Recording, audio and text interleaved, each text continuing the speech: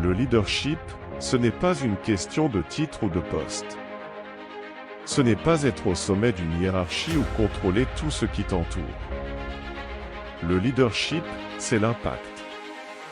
C'est la façon dont tu inspires, guides et transformes les gens autour de toi. Mais attention, voilà le défi, le vrai leadership demande du courage, celui de regarder au-delà de toi-même, de comprendre que ta force ne réside pas seulement dans ce que tu fais, mais dans ce que tu éveilles chez les autres. Dans un monde où beaucoup confondent autorité et contrôle, être un vrai leader est rare. Parce que diriger, ce n'est pas juste commander, c'est porter des responsabilités, prendre des décisions difficiles et maintenir la discipline sans briser l'esprit des autres. C'est trouver le juste équilibre entre fermeté et empathie, entre autorité et souplesse. C'est être celui qui, même en plein chaos, garde tout le monde sur la bonne voie, non pas par la force, mais grâce à la confiance qu'il inspire. Tu penses que diriger, c'est facile? Détrompe-toi. Ça demande plus de toi que n'importe quel autre rôle. Mais en même temps, c'est ce qui apporte les plus grandes récompenses, pas seulement pour toi, mais pour tous ceux qui marchent à tes côtés. Le leadership commence par le cœur. Ce n'est pas une histoire d'autorité, de donner des ordres ou de contrôler les gens. C'est l'énergie que tu dégages, la force que tu représentes et la manière dont elle touche ceux qui t'entourent. Quand tu diriges, tu deviens une source d'inspiration. Et tu sais quoi? Ce qui inspire vraiment, ce n'est pas la perfection ni un beau discours, c'est ta capacité à être là, à lutter, persister et avancer, même dans les pires situations. Les gens n'ont pas besoin d'un leader qui paraît invincible. Ils veulent quelqu'un d'humain, quelqu'un qui trouve la force de continuer malgré tout. La vraie motivation vient quand tu montres l'exemple, quand tes actions parlent plus fort que tes mots. Oui, tu peux dire aux gens d'être résilients, mais est-ce qu'ils voient cette résilience en toi? Es-tu prêt à montrer tes cicatrices, non pas comme des faiblesses, mais comme des symboles des batailles que tu as remportées? Inspirer, ce n'est pas seulement guider, c'est permettre aux autres de croire en eux-mêmes. C'est leur montrer que, même face au chaos, il y a une issue, et qu'ils peuvent la trouver aussi. La motivation ne vient pas en poussant les gens, mais en les tirant, en marchant à leur côté, partageant les mêmes luttes et douleurs. Être leader, c'est porter les autres quand ils ne peuvent plus avancer. C'est être la force qu'ils recherchent quand ils se sentent perdus. Mais pour ça, il faut être quelqu'un qui mérite d'être suivi. Parce qu'au final, personne ne s'inspire de mouvements. Les gens s'inspirent d'actions réelles, de ceux qui vivent ce qu'ils prêchent. Prendre des décisions, c'est porter le poids de savoir que chaque choix façonne le chemin devant toi. Il n'y a pas de place pour l'hésitation quand la responsabilité repose sur tes épaules. La fermeté dans les décisions, ce n'est pas un luxe, c'est une nécessité.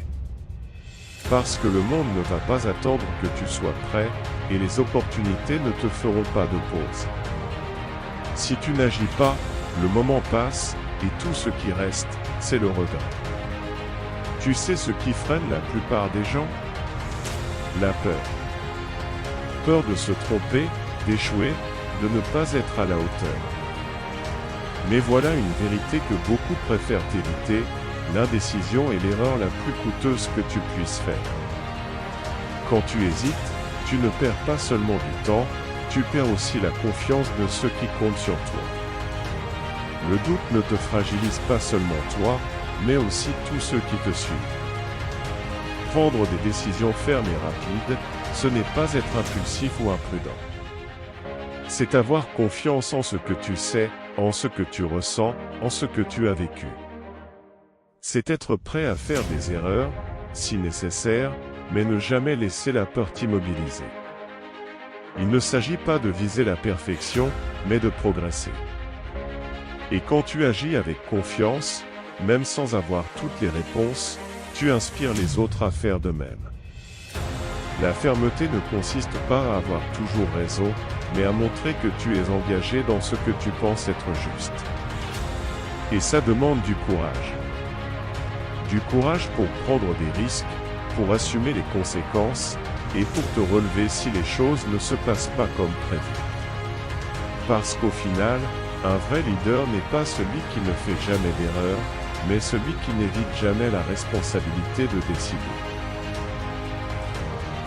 La discipline, c'est le pont entre l'intention et le résultat.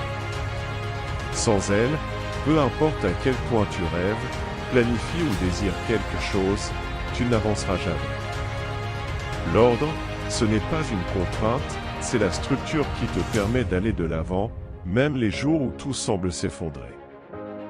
Et voilà le problème, la plupart des gens échouent parce qu'ils ne peuvent pas rester disciplinés. Ils commencent pleins d'énergie, mais dès que la fatigue ou la monotonie s'installe, tout s'écroule. Maintenir l'ordre et la discipline, ce n'est pas seulement une question de contrôle extérieur. C'est une question de contrôle intérieur. C'est résister à la tentation d'abandonner quand personne ne te regarde, de ne pas prendre de raccourcis quand les choses deviennent difficiles. La vraie force, c'est faire ce qui doit être fait, pas parce que tu en as envie, mais parce que tu t'y es engagé. Et cette force ne naît pas du jour au lendemain. Elle se construit dans les petites décisions que tu prends chaque jour. En tant que leader, qu'il s'agisse des autres ou de toi-même, ta discipline est l'exemple que les autres suivront. Si tu es chaotique, inconsistant ou imprévisible, comment peux-tu espérer que les autres restent solides?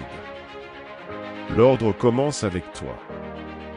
Il s'agit de définir des priorités, de rester concentré et de ne jamais dévier de la voie que tu as choisie, peu importe à quel point elle devient difficile.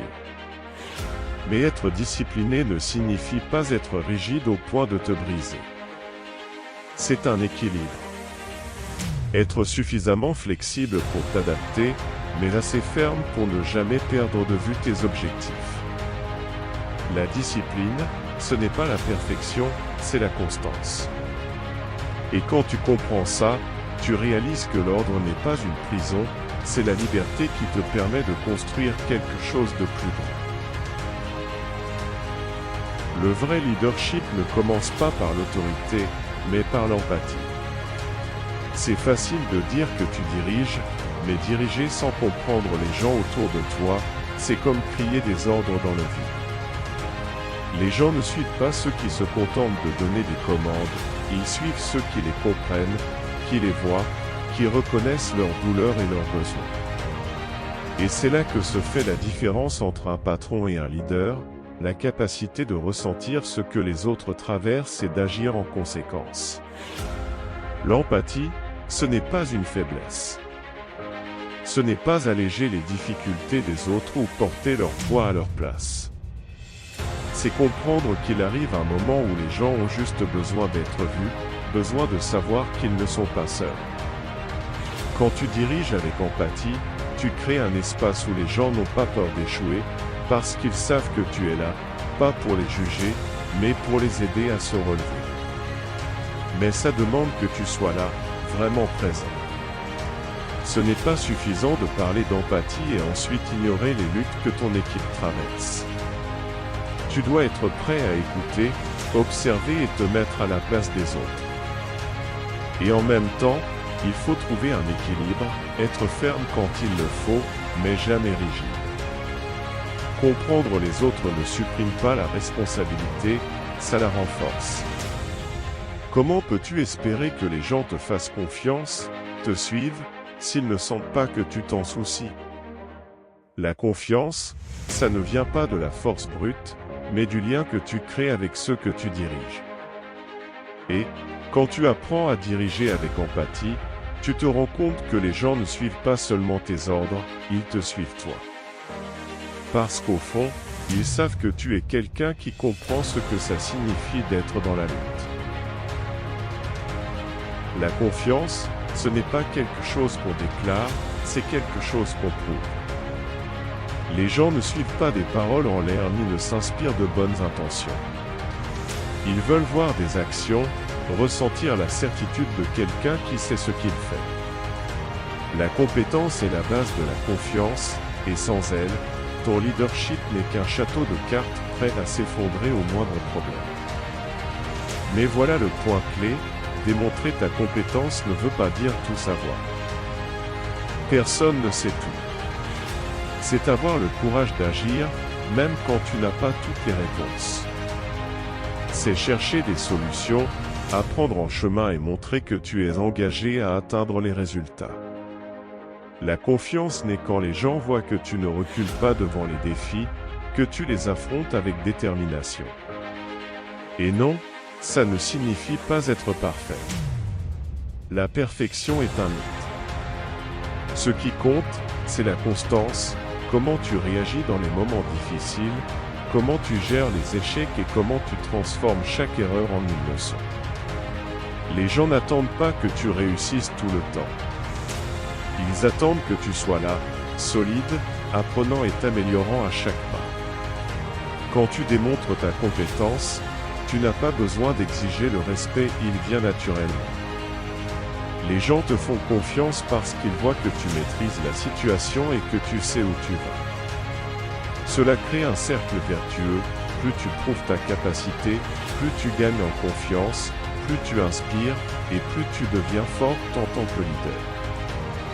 Au final, il ne s'agit pas de montrer que tu es invincible, mais de prouver, jour après jour, que tu es fiable.